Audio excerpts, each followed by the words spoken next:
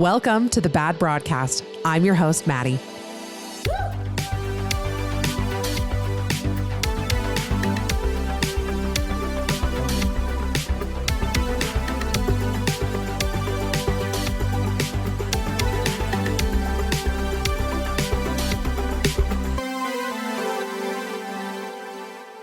Hello, everybody. Welcome back to a new episode of the Bad Broadcast. My name's Maddie. I'm your host, and I have this lovely t-shirt on today of our Lord and Savior, Amy Dunn from Gone Girl. And I thought that this was a very apropos t-shirt to wear because we're talking about holding grudges today. And I think that Amy Dunn is an icon among us, maybe one of the best grudge holders of all time. And thank you guys for all the support on YouTube and about launching that. I'm really excited about it. Is this plant a little tropical? It might be a little bit. I thought it was giving like high-end hotel. It's not. I don't think it is. It's just I was rewatching last week's video and I was like, that might be a little bit tropical with the orange. I don't know. We are definitely going to be adjusting a few things as we get deeper into YouTube. But for now, done is better than perfect. So today, we're talking about all of the grudges that you bitches are holding. And let me just say, I've told you guys before, like you can really let it rip in my submissions. Like they're completely anonymous. I have no way to trace it back to you. You never put in your email, anything like that. So I just want you guys to be free to be you. And boy, did you guys really go for it this week. I don't think I've read so many F words, C words, or the word mother-in-law more. You guys are really holding some grudges. So I thought we would just dive in, starting with the grudges that I'm holding. For context, I am almost 32 years old, and most of these, let me see, I guess a couple of them happened in my early 20s, but the majority of them happened in high school and junior high. And you know what? Sometimes it just feels good to hold a grudge, okay? It doesn't harm anybody. You know that old saying, like holding a grudge is like drinking poison and thinking the other person's going to die? No, it's not. It's actually fun. And you know what? It makes for great podcast fodder. So here we go. Here are some grudges that I'm holding. When I was in 8th grade, I went to a different middle school than my childhood friends. And one of them had a birthday party and didn't invite me. And I cried so hard. You guys would not believe the amount of times I called the house. Because here's the thing. If I'm not me as an 8th grader, okay, now I would let it go. But I was not the type to suffer in silence. I was about to suffer as loud as humanly possible. And I remember thinking, well, if I can't go, I'm just going to call the home phone all night and just bug everyone. So literally for probably 4.5 hours, I just sat and hit redial over and over and over and over again. And I just imagined how mad they were getting. And honestly, I don't regret it. The next grudge that I'm holding. So okay, let me think of how to start this story. So there was this guy that I liked, okay? We were we were never living together, but we were in separate states for the summer. He was doing summer sales or something stupid. And we were apart and we were let's both date other people and then we'll come back at the end of the summer and rekindle our romance. So I got home first and I was just hanging out with my friends for that week or so. He came home and I was ready to start dating. I was really excited about it. And a girl in my not my close friend group. She was probably 2 tiers away. So not even the next friend group, but the next one. For sure would chit chat with her if I saw her at Target and maybe saw her at an occasional party or something. So I hear from him, this guy that I like. One morning I wake up to a huge wall of text. And it was oh, I almost said her name. He said, she told me that you've been hanging out with other guys and I never want to see you again. That's such a betrayal. I thought we had this big plan, whatever. Totally broke my heart. Never spoke to me again. So obviously holding a little bit of a grudge there. Actually, I think we hung out one more time. literally can't think of a detail that matters less. My grudge is against this girl who tattletold on me for something I didn't do, and then I couldn't have a boyfriend. Okay? I never see this person, but like every now and then, like her Instagram will pop up and I will not forget. Okay, the next grudge I'm holding. Oh, okay, this one was in high school.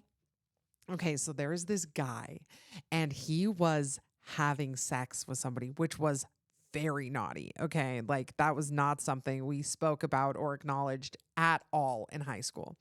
So he was doing that and people started to like find out and it was like kind of being talked about and some of my friends had like, ties to this guy and they liked him and whatever and he was having sex with this girl. His mom, because they lived in my neighborhood, his mom called me and basically put it on my shoulders to quell the rumor mill. She was like, listen, people think that he's doing this and he's absolutely not. It was like totally one of those situations where she's like, my son would never. And it's like, your son did and has and will continue to. My son would never. I need you to make sure you go to all your friends and tell them the truth that this is not happening. First of all, that compromises my moral compass because that makes me a liar because not only do I know your son is doing this, I know that it's also been going on for like a really long time. So I have that. Second, why is this my responsibility? Third, why are you involved? Talk to your son about it. Anyway, this is fresh on my mind because I literally just talked about this with this group of friends. And I can't believe that a grown woman would do that. Like if I'm in my 40s, 50s, 60s, calling high school people to talk about what the rumors are, literally stay in your lane, stay in your home, talk to your kid. Anyway, obviously I haven't dealt with it. Holding that grudge very much. Next grudge that I'm holding. I had a roommate that was way older than me. She was just a random roommate. She was probably like at least 10 years older than me. Like when I moved in at 18, she was in her late 20s. And I remember she got a Little Caesars pizza, which at the time was $5. I don't think it is $5 anymore. I actually DoorDashed Little Caesars the other day. It was like $22 for a pizza and a crazy bread. Okay, whatever. So she gets a... So stupid. I'm giving you guys way too many details about these things. I'm speedballing on like four cups of coffee. And what else did I took some like it wasn't Magic Mind, but it was like some thing that's supposed to help your brain work. Okay, anyway, she gets a Little Caesars pizza. It's $5 at the time. And I go out and I'm like, oh, can I have a piece? And she's like, yeah. And so I take a piece. And then later that night, she's like, hey, could you just leave like $4 out for like sharing the pizza? The math does not work out there. Okay. I'm not paying for the whole pizza because I had one slice. Oh, I wish I could remember her name. Oh, I can't even remember it. Anyway, I'm holding that grudge against her. I wish her well. Here's the thing with all of the people I hold grudges against. I wish them well, like for sure. I mean, I don't want anything bad to happen to them, but I do just like, I want these things to keep them up in the middle of the night. Like when they spring out of bed, I want to be the face behind their eyes, Okay. And then the last thing, this one's funny now, and I would roast them about this to their faces. But my first wedding, it was the end of April. And I remember I had 4 bridesmaids, maybe 5 bridesmaids. Every single one of them left early to go to the Jazz game that night. And honestly, they should have. Like that was the right choice. But it's like the reception is like coming to a close. It's definitely not over. I'm still there, so I haven't left yet. And they all come up to me and they're like, we actually have tickets to the Jazz game. And I was like, yeah, no, that's totally fine. And honestly, at the time, I actually didn't even really care. And it's more just a funny story now. But, for episode purposes, I'm still holding this grudge and I hope they hear it. And I hope you guys know I never forgot. Okay. Let's get into your guys' submissions for the grudges you're holding. I'm here to offer you advice, solidarity, support, and anything else I can. Here we go. First up, my ex-best friend hooked up with my ex. I actually forgave her, and then she started hooking up with my other ex. I've only ever had two boyfriends. The last text I sent her was, next time you want next time you want my leftovers, let me know and I'll heat them up for you, and never talked again. Tell me that is not like the most iconic. Like, I can see Kate saying that in Lizzie McGuire. Like the most perfectly curated, like best friend comeback. I'm so obsessed. Okay, let's see. Okay, a simple grudge I'll never let go of is the injustice of Speak Now. It had one song during all 3 hours of the Eras tour, one song, and it wasn't even the full song at that. Despicable. And then to bring back Long Live, but only for a handful of shows. And then when Speak Now, Taylor's version, was released, it had the shortest era and lowest hype from Taylor and the fans, and I'll never get over it. It's my favorite album and one of her best, and it demands justice.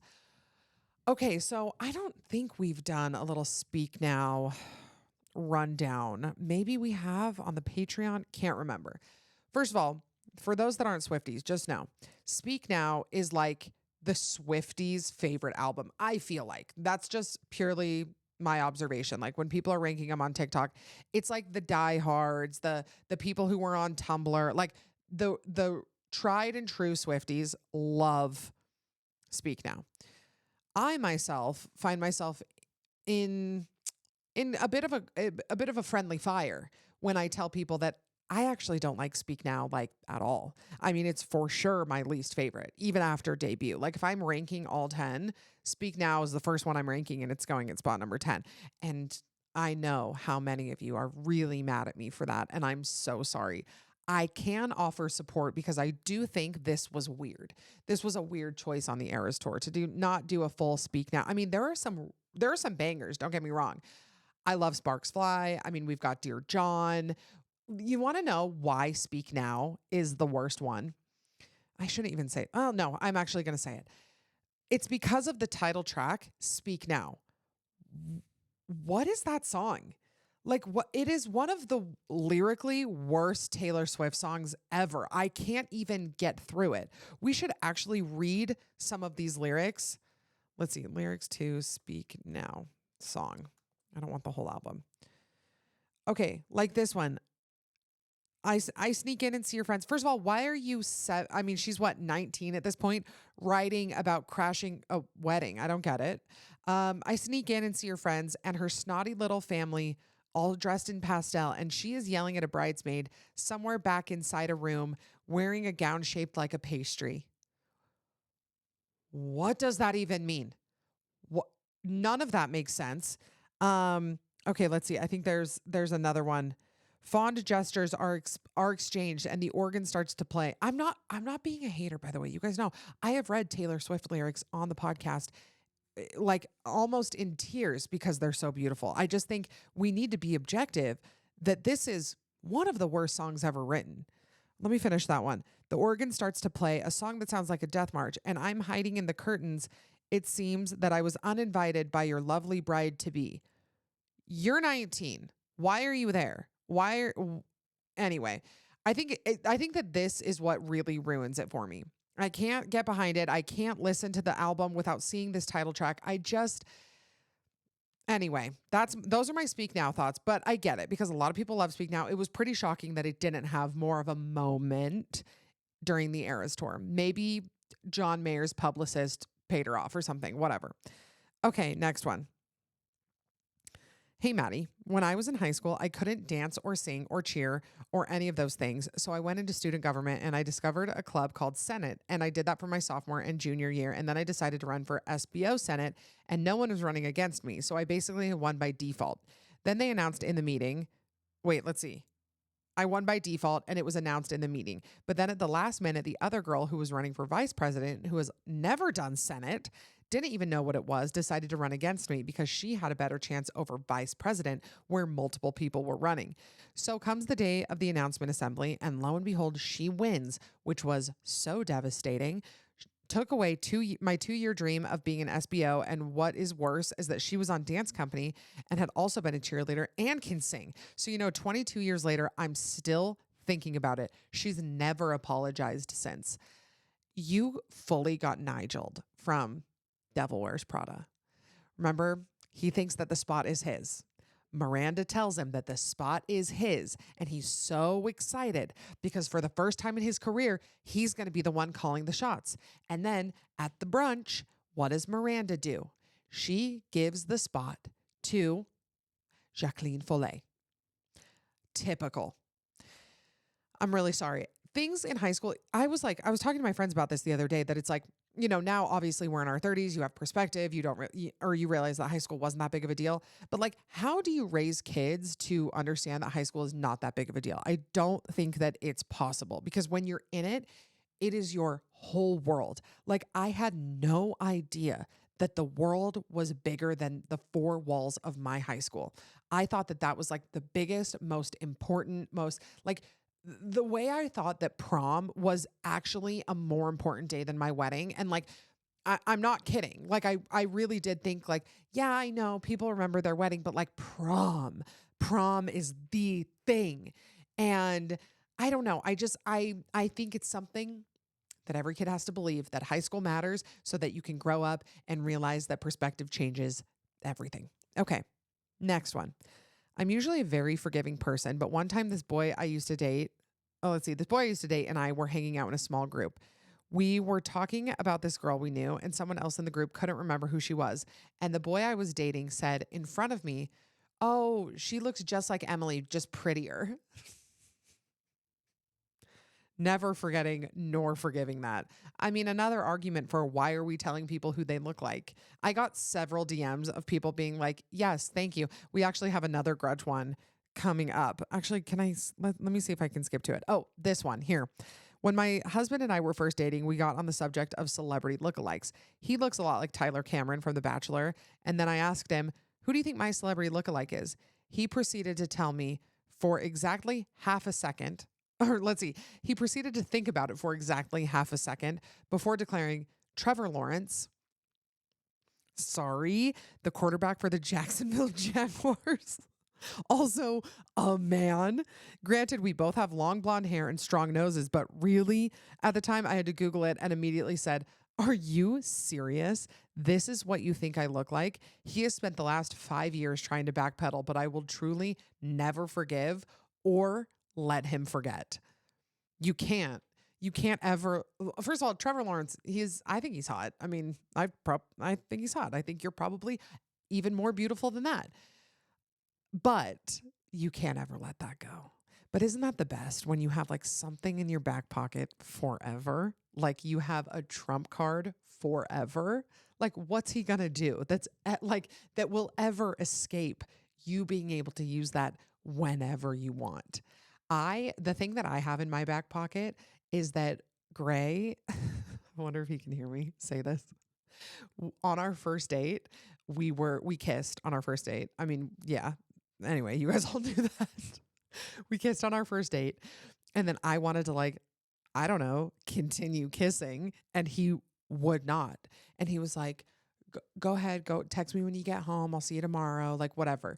And probably about 3 times a month, I remind him that he rejected me on our first date. We did have a baby 11 months to that day, 11 months to the day that happened. I still can't let it go. And if he's bugging me, I'm like, yeah, remember, you rejected me. I have a wound. I have a rejection wound from it. Okay, next one. I had the same 3 best friends for almost 15 years. When I had my first baby in 2020, they never came to meet him or saw how I was after giving birth. I haven't seen or heard from them since. I'll never forget them I'll never forgive them or forget how lonely that made me feel. You really never, ever forget how people treated you in the middle of hard things, or how they reacted or what they said or what they texted you. Like it's burned into my brain forever how people acted with every big life change, how they reacted to divorce, pregnancy, whatever it is. You just remember that. So let's all make a goal to err on the side of being a pleasant memory for people. Postpartum is so hard. And looking back, I mean, I feel like one of the trickiest parts of postpartum is that it feels so foreign. It's such an alien experience. But in my situation, everybody I knew had had a baby. Everyone had experienced it. So it's almost like you just don't, what am I trying to say? like everybody else just kind of like got through it. And so they're like watching you go through this and like they know that you're going to come out the other side. And they're also busy with kids. And like, I get it. Like, I totally understand. And now that I have a kid, it's like I understand postpartum more and I want to be there for people, but also my life is different. I can't like go over and spend the night there, or I can't go be there for a whole day, or there's all these different things. So it's kind of like the most ironic part is like once you understand how to help people postpartum, you've already had a baby and now you can't help them. And that's really hard. I'm not saying that you should not hold this grudge. I totally understand. I'm right there with you, sister. But it's just a cruel trick of having a baby, or not a cruel trick. What's the word I'm looking for? I don't know. Cruel realization that you sometimes can't show up for people postpartum, even when you want to. So I don't know, but you can definitely text, you can send meals, you can send DoorDash, you can just check up on them. There's always things that you can do. Now that I know what postpartum is like, I wish that I could go take people's babies for them, like for 3 days. Well, maybe not 3 days. Okay, that's a long time to be away from your newborn. But like, I wish I could take them for a night. Like, I wish I could just pop in and be like, hey, I got it. Midnight to 3 a.m. That's all me. But I can't because I have another tiny gremlin to take care of. Okay. Next one. My mother-in-law watched my 6-week-old baby while we were helping people move. I was anxious and wanted to get back to my baby the whole time. We finally pull up to her house and the car was gone. The front door was open, not just unlocked, full on open. We thought maybe she just ran in to get something, or maybe our baby was fussy, so she took her for a ride. We went inside and I hear fussing. My baby was left in her pack and play with a loose blanket, all alone in a house with the front door completely open. I was livid. I sat in the car with my baby while my husband waited for his mom to come home. 10 minutes later, she showed up. He grabbed the car seat base from her and we left. This was 8 years ago and she tells me I need to let it go, but I will never let it go. Needless to say, she is not allowed to watch my children. Where'd she go? What? Who would leave? If you're babysitting, listen, I'll admit it. Our mailbox is down the street and I will go get the mail during Coco's nap sometimes. Okay. I did it once. I'll be honest. The anxiety was not worth it. However, if I'm watching somebody else's kid, I'm glued. My eyes are glued. I'm not even looking at my phone. I'm not even looking at the TV. I'm not even glancing away from them for one moment. Like, I will be staring at that child for however many hours I need to. Why would you ever get in your car and leave a baby?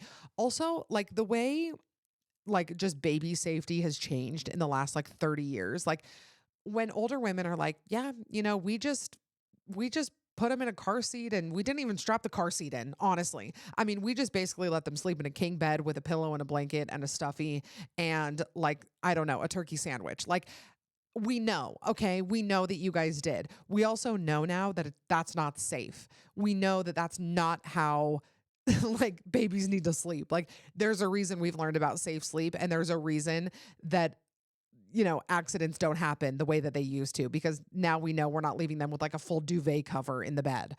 And I just hate when people are like, well, we didn't used to do that. Okay.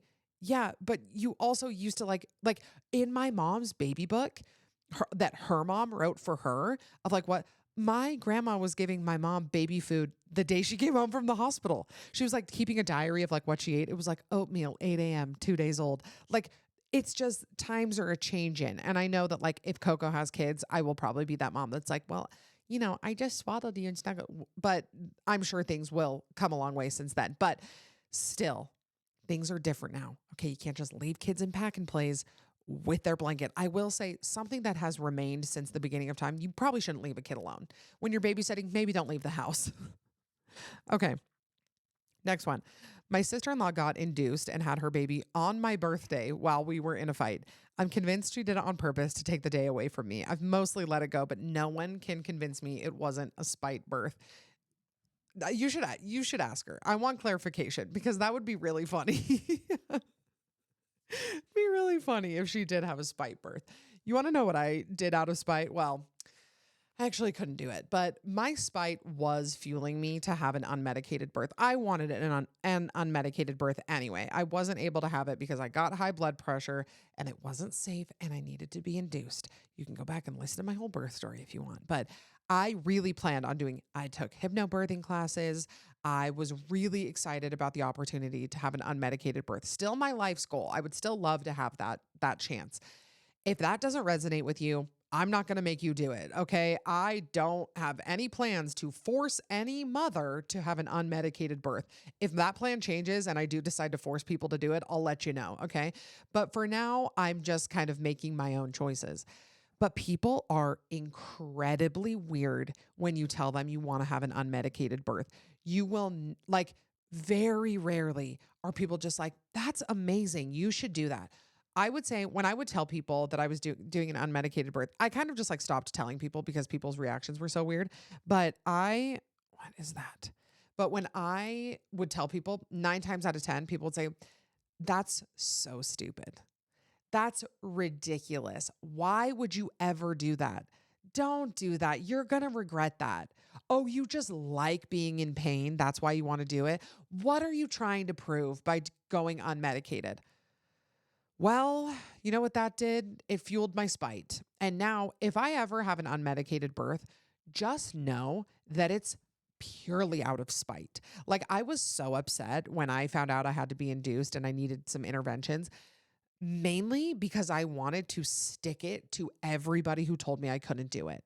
And if you think that that is not still deep within my heart, you don't know me, because I will be doing it and I will be thinking of every single person who told me it was dumb, who told me I shouldn't do it, who didn't support me. And like, listen, with my next birth, like, my first one, it was just me and Gray. I wanted it very private for like that experience. I wanted Gray to like be very involved and be communicating with doctors. Like, that was really important to me. My next one, I might just sell tickets to. Okay. I want everybody there. I want my friends there, family there. Like, I'm totally open to having a million people there. I did it with just us and it was beautiful. And I think that the next one, I would have people there. And I will, I'm going to be, people are going to be signing things that say, I am not going to force my expectations or beliefs on the birthing woman in the room. And we should all just live our lives by that. Okay. If somebody comes up to you and says, I really want to have an unmedicated birth, the only thing you're allowed to say is, that's amazing. Say it with me now. That's amazing. Because you know what? We already have our choices being ripped from us brick by brick. Let me have this one. Okay. If I choose to do it, it's what I want. Be supportive or get out of the room. Okay. Next one. Got a little lost in that one. Okay. I was a youth leader at my local congregation. We were on a youth trip and my husband and I were driving a bunch of kids. I was 3 months postpartum and one of the girls in the car asked if she could play a song on my phone. I said, sure. And I handed her my phone.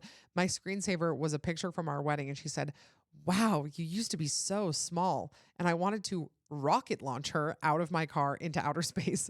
So on the days that I feel fat, my husband assures me I'm not. I say, yeah, Rayleigh said so. I'm never forgiving this 15-year-old. 15-year-olds are, it's probably one of the most diabolical ages. 15-year-old girls, and I would say boys between the ages of like 8 and 40. No, but boys between the ages of like 8 and 12, they're the meanest, scariest people ever. But like, yeah, early teens girls, 14, 15, 16. I know for a fact that was when I was at my worst. Like, I was probably my meanest, most selfish, most unpleasant to be around version of myself when I was 16. Like, my mom would say, I think she's probably said this on the podcast. I got to get my mom back on the podcast. Remind me to do that later.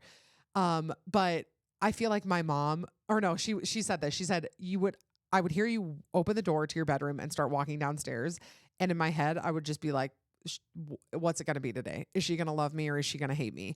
And for like probably 70% of my 16-year-old year, it was probably that she thought I hated her. I loved her. Like, you love your mom more than anything. Like, as a teen girl, like, you love her. She makes you the most crazy, but you need her more than ever. And it's a really weird thing to balance, to just like your hormones are going crazy. Your friends are driving you nuts. Boys don't like you. Some boys do. Your body's weird. Everything's happening.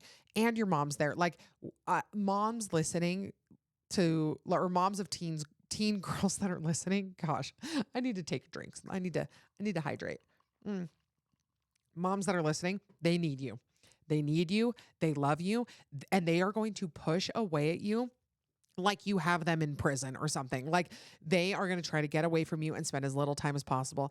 And I feel like motherhood, at least for me at this point, and I know it's just going to keep getting worse and worse, it is like the ultimate practice in destroying your ego. Like any ego that you had left when you had kids, it's gone now because kids will find a way to find every little insecurity, every little thing that makes you crazy, and they will find a way to trigger it in the most insane way. As I said, ego, I was thinking about this video. This is a totally random thought, but I saw it on Instagram from No Nonsense Spirituality, who I've talked about before, and oh, she's brilliant. She's somebody that I've really looked to in this time of like reconstructing my spirituality, and she's just amazing. Again, forgive me, this is random, but I think it will resonate with a lot of you. So, she's talking about how men and women attain spiritual enlightenment from different ends of the spectrum. So, for men, when they feel the most spiritual, it's when they lose themselves and it's when they have ego deaths. That's why like psychedelics are really big with guys. Like they're, losing themselves, they're feeling empathy, they're realizing other people exist. Like, it's like that meme that's a few years old that's like, yeah, every man on mushrooms discovered what I discovered when I was 13 at a sleepover, which is true. And the reason for this is because women attain spiritual enlightenment when they claim themselves, when they stop apologizing. I'll link the video. I'll make sure I put it up because the way she phrases it is just amazing. But she was saying that when she was studying theology, she was like not resonating with so much of the spiritual practices that she was learning about from men, because most if not all, I think it's all spiritual leaders are men, and like of the big religions, the big five or whatever they are. And she was saying they weren't resonating with me and I couldn't figure out why. And it was because a lot of times as women, we're not trying to lose ourselves. We've already done that. We've lived our lives as women being self-sacrificing. So in order to be spiritual, we need to claim ourselves. Oh, it just hit me. I literally think I have word vomited this to everybody who will listen to me. I told Gray, told my nanny, told my mom, like everybody I could tell. Because I have felt that way about spirituality. Like, I'm like, this just does not work for me. Like, this does not feel good. I don't feel enlightened. I don't feel anything. I'm not happy with it. And now, and she talks about this in her video, like I should have been talking to my local yoga teacher who's also a mom. I should have been talking to fellow mothers. I should have been talking to, she says, the crones, like the older women who have lived the life that I've lived. Like that's who I should be talking to. So anyway, random little spiritual thought in the middle of talking about the grudges that we are never letting go of. Okay, next one. I had a teacher in high school that called my boyfriend's mom in front of the whole class. They coached track for the school together and asked what she thought of my relationship with her son. It was hands down the most embarrassed I've ever been. It was so uncalled for and so uncool. I'll never let it go. I still see him around town from time to time, and I think about it every time I see him. I ended up marrying my boyfriend from high school, and he hadn't heard about that whole situation until I told him about it. He was so mad. I will truly never understand adults who throw themselves into teenage drama. It's not even just the throwing themselves into teenage drama, but it's like adults who like don't care about embarrassing kids. Like if you are a teacher, like that should be your number one goal, is to make sure the kids don't feel embarrassed, don't feel stupid, don't feel put down. Like it's kind of like therapists in a sense, where I feel like sometimes they become teachers because they like feeling in power. Am I crazy for thinking that? Like, do not get me wrong. Please, please, please. Teachers are angels on earth. Okay. They have shaped who I am today. I think that they are wildly underpaid. They are some of the most influential people in the country, in the world. Okay. I think that teachers have more of an influence on young kids than probably anything else. This is just like the one-off weird, creepy, annoying teacher. Okay. They are the ones who become teachers because they want to be around kids and feel like they're in power and feel like cool. I don't know. I feel like I had one teacher my ninth grade year who I remember thinking like, this is weird that you like care about us so much. Not like that you care about our like grades and us doing well and us succeeding, but like that you care about like our personal lives and like drama and like who's dating who. Like, why are you asking? You're 40. Why do you need to know which 14-year-olds kissed? You creep. Okay. Next one. When we were 14, my cousin told me, it's weird how you're so fat and I'm so skinny, but we're related. Oh, okay. Wow.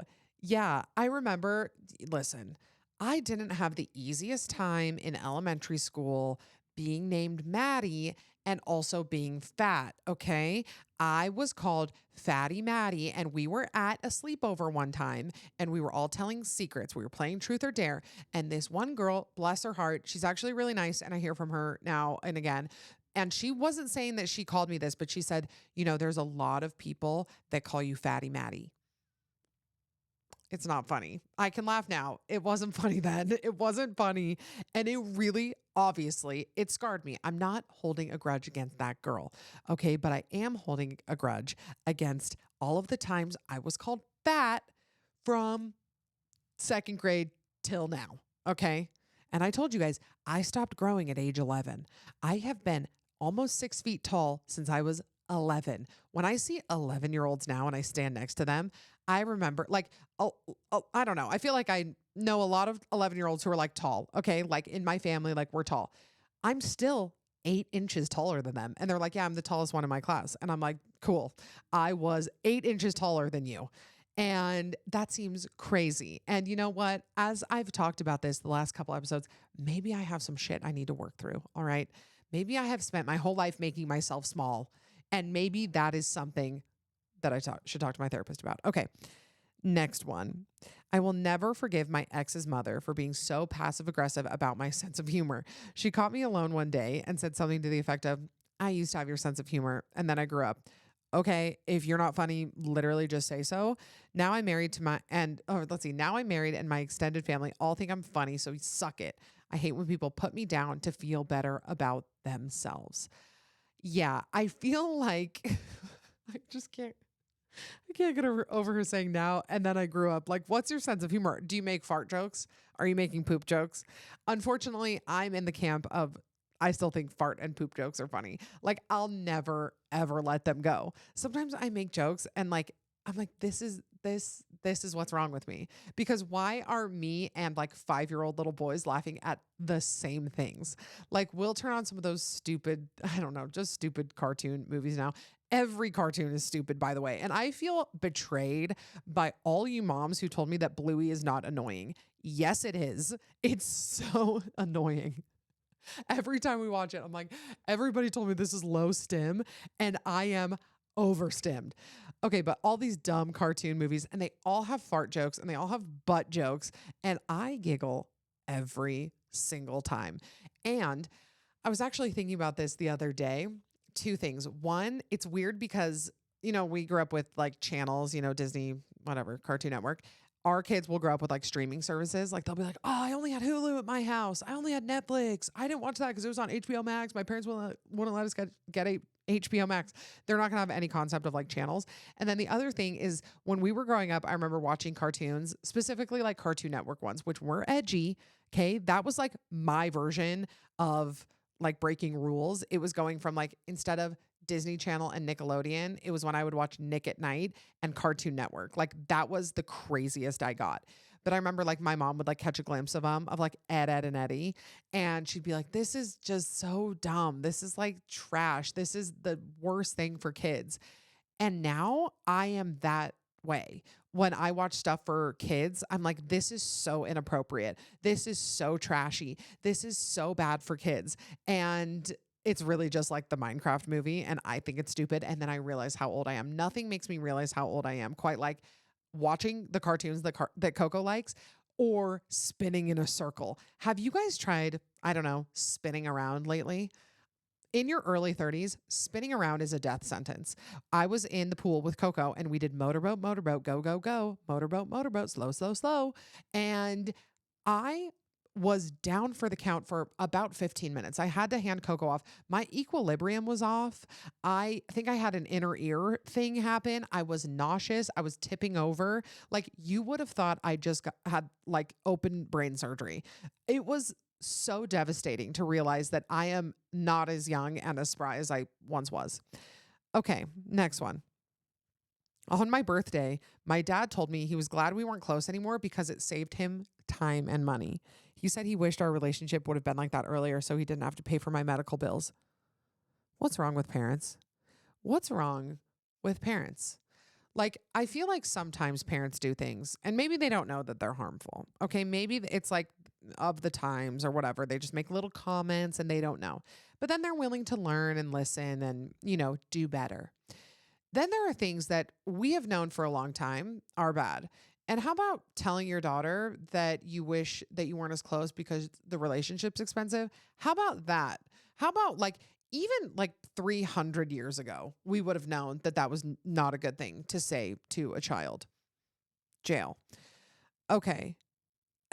Oh wait, hold on. I skipped one. The 8th grade boy who wrote in my 7th grade yearbook, "You're not fat, you're just big boned. Don't hate me for saying it. I just celebrated my 20th high school reunion for age context. And no, I'll take the grudge to the grave." I mean, yeah. Like as I told that story a couple minutes ago about like how many people told me I was fat or told me I was big or told me that I was built like I don't know. I used to get told I was built like random athletes or like, I mean, usually men. Anyone who's ever said that to me, I remember it. I remember it. Blake, I'm coming for you. Okay. Next one. I hold a grudge against anyone who has heard me quietly say something funny and then repeated it louder for everyone to hear and taking credit for it. This is bad. And you want to know what I get mad at Gray for this all the time because he gets really excited when I start to tell a story. Too excited, one might say. So excited that he steals my punchlines. Don't tell me to get divorced. Okay. I know it's bad. It's really bad. I'll be telling a story and it'll be killing. Okay. I will have everybody hanging on my every word. And he knows better now because it happened like 3 times in a row and we had a very serious talk. But then he would swoop in and say my punchline. And I lost my mind at it. I was like, listen, all I've got is my storytelling. That's all I have. It's the only thing I can take with me to the other side. Okay. Everything else is staying here. All I have is my spoken word. You cannot take it from me. And he hasn't since then. But when he did, oh boy, I obviously still remember it. So I'm right there with you. And now I'm remembering that we haven't even talked about Amy Dunn. Do I think that Gray stealing my punchlines is enough for me to Amy Dunn him? Yeah, I do. Am I a really good person that I haven't done it to him? Yeah, I think I am.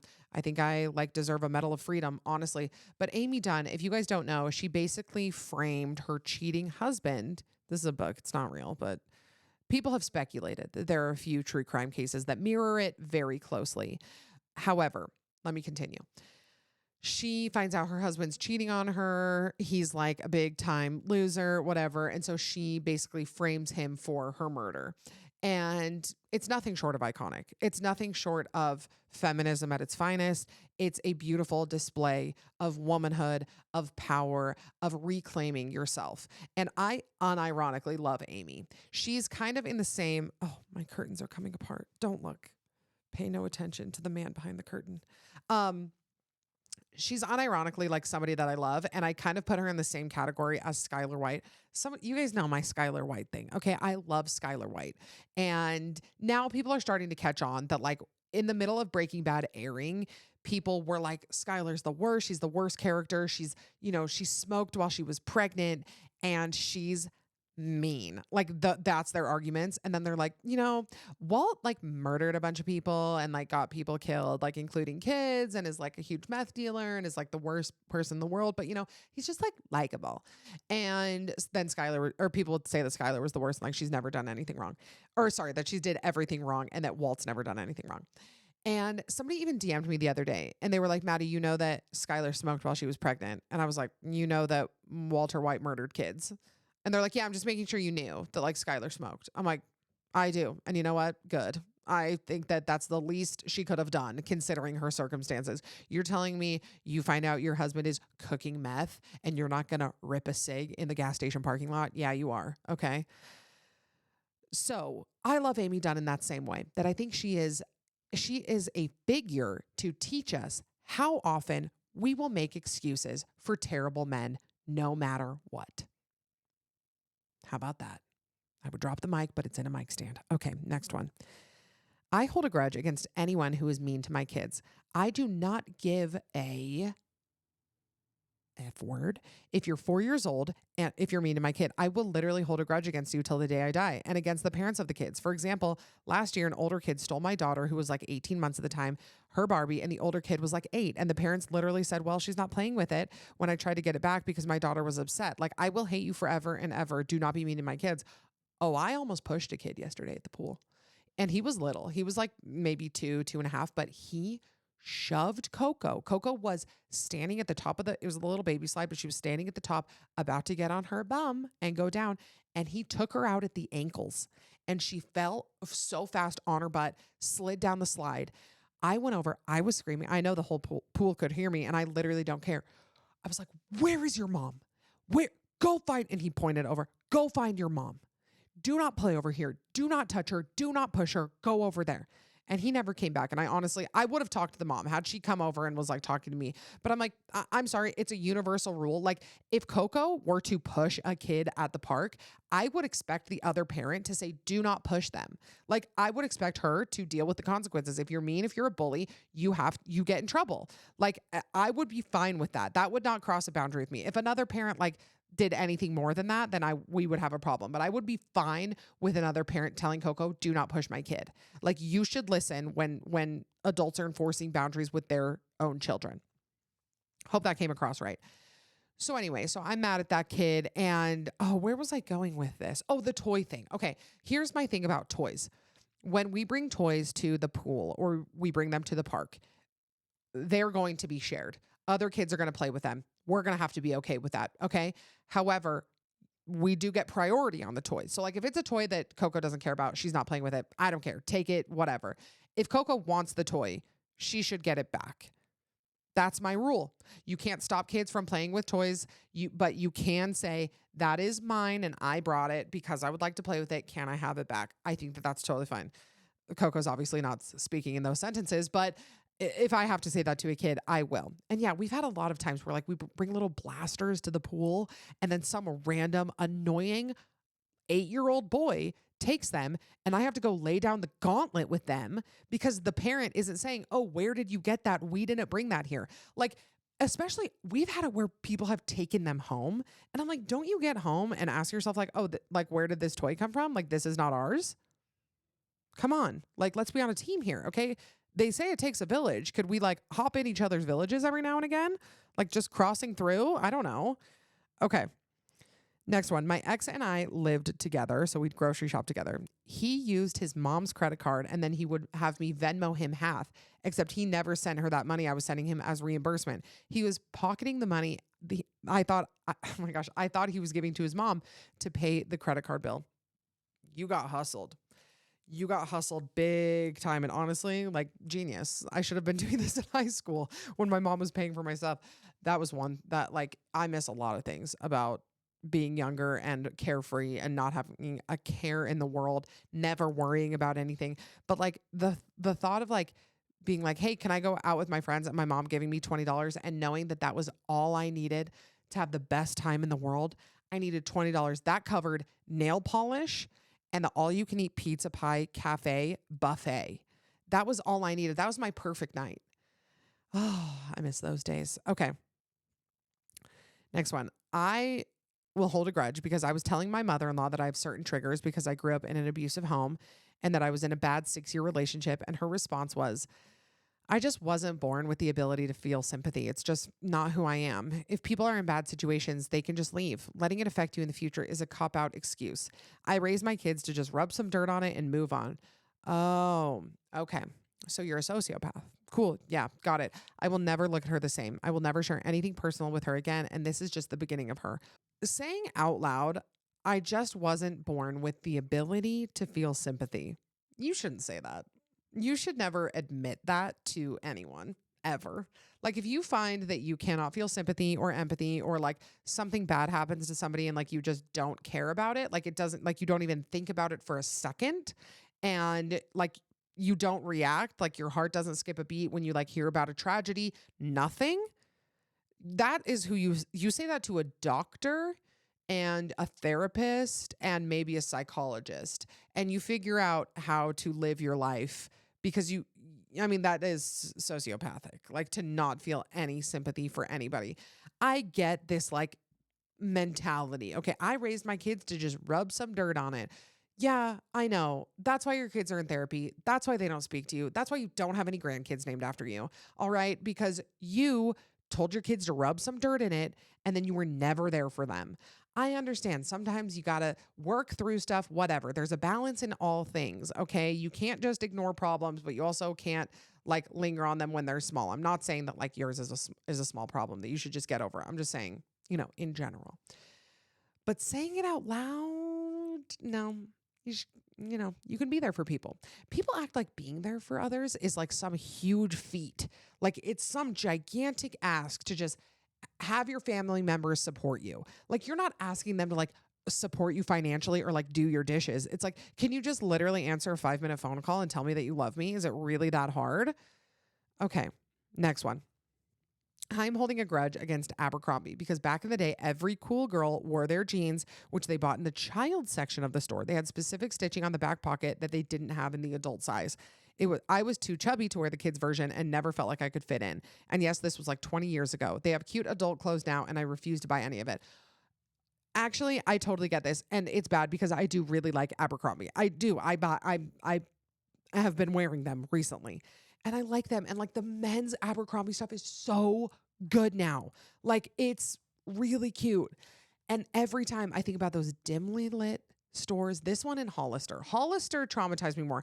Abercrombie, like there was no way I was fitting in it. Like they had nothing in my size. I barely even stepped foot.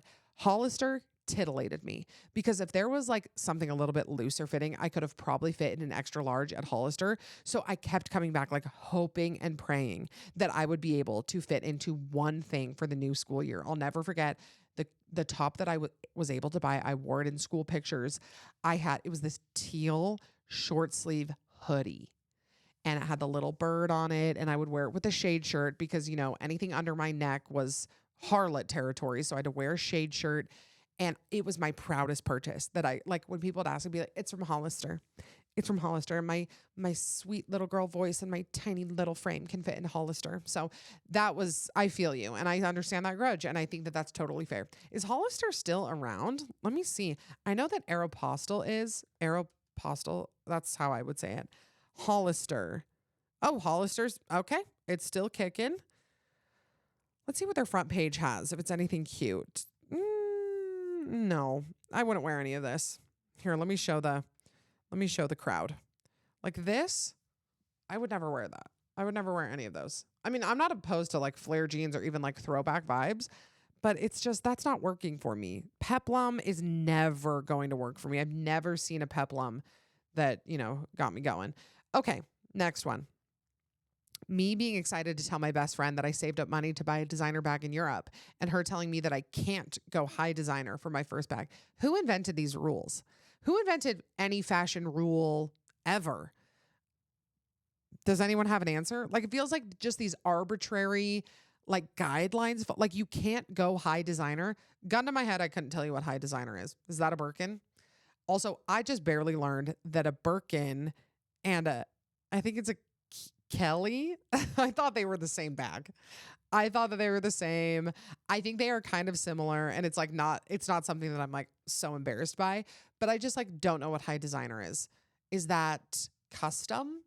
Is that you buy it in a foreign country? Is that Jeffree Star has a closet of it somewhere? I don't know what high designer means, but sounds like she made that up.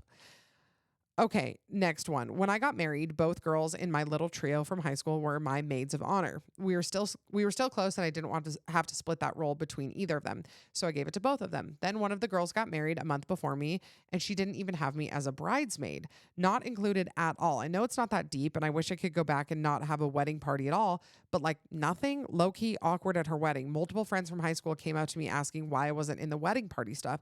And I just said, "Oh, I'm not sure. I'm not in it." And then she never addressed it and acted like it wasn't that weird. Bridal parties, we don't need to go on a whole tangent about weddings. If you've been here long enough, you know how I feel about weddings. But it seems like for the most part, if somebody is your bridesmaid, I'm not saying it's a hard and fast rule, but they would definitely be highly considered. And the bridesmaid roles, I don't know, they vary greatly from wherever you're from. Like some bridesmaids are expected to like pay for everything, plan the bachelorette party, get yourself to Mykonos and like find Lindsay Lohan. I don't know. But and then like here for me, like bridesmaids were just very low key. It was like, yeah, just wear a dress and show up at this time. And it just seems like, why not throw one in? Why not throw an extra one in? Totally understand your grudge. Okay, this last one, turn it off here if you have kids in the car. Okay, just reiterating this. Turn it off if you've got little kids. My mother-in-law told my 5-year-old daughter that Santa Claus wasn't real on Christmas Day. We haven't gone to their house on Christmas ever since, and we will remind them why if they ever ask us to come. It's been 8 years now. We see them on a regular basis, but never again on Christmas. This is a grudge I'm holding that I forgot about. I never believed in Santa. My oldest brother ruined it for me when I was 3 years old. We were sitting in the basement, and he stood up. He was 16, and he said, I got to go help mom and dad set up Christmas. And I was like, tears in my eyes, like, great. Yeah, love it. So I guess I did for a time because I remember being shattered when that happened. So I guess I was just extremely little. And then one time I was in the bathroom at the movie theater and it was on Christmas and I heard a mom giving her daughter the talk about Santa. I think there's like children's books and like poems now that can like let them down easy. But I don't know. You know what I hate even more than like when their childhood is ripped from them and somebody tells them about Santa? When somebody says they're not going to teach them about Santa. You got to play into it a little bit. I mean, there's got to be like a way to do it that's not like you're going so hard that it's like devastating for them and they're 15 by the time they find out. But like you have to let your kids believe in Santa. You can't just raise them from the time they're little with no Santa. It's okay if it's whimsical. It's one of those things, maybe it's a little traumatic, but what's more traumatic is being the odd man out at school or being the kid who like tells everybody that Santa isn't real. Like, don't raise that kid. Don't be that parent. Just introduce a little bit of whimsy. I think it's fine to skip Easter. Oh, I just kicked my camera. To skip Easter Bunny. Honestly, Tooth Fairy could maybe even be skipped over. There's a lot of fictional characters we can do without that are like a little bit creepy. Like me personally, I think the Easter Bunny doesn't make a whole lot of sense. What do you mean the Easter Bunny leaves eggs? Why isn't it an Easter chicken if he's leaving eggs everywhere? How did the bunny get access to all of the magical eggs? Okay. Not important, but those are my thoughts nonetheless. I'm so proud of you guys for holding these grudges. Hold them close to your heart. Let them fuel you. Let spite fuel you into your next level up. In my recent glow up, I will say spite and grudges, about 80% of my fuel. Happiness was the other 20, but 80%, I needed everybody who has ever fumbled me, who has ever wronged me. I needed to be out for blood. I needed them to see me thrive without them. And you know what? It feels great. So keep at it. I love you. I'm so proud of you. I will see you next week. Remember to be safe, be kind, be hot, be normal, but hold on to those grudges, baby. I love you. I'll see you next week. Bye.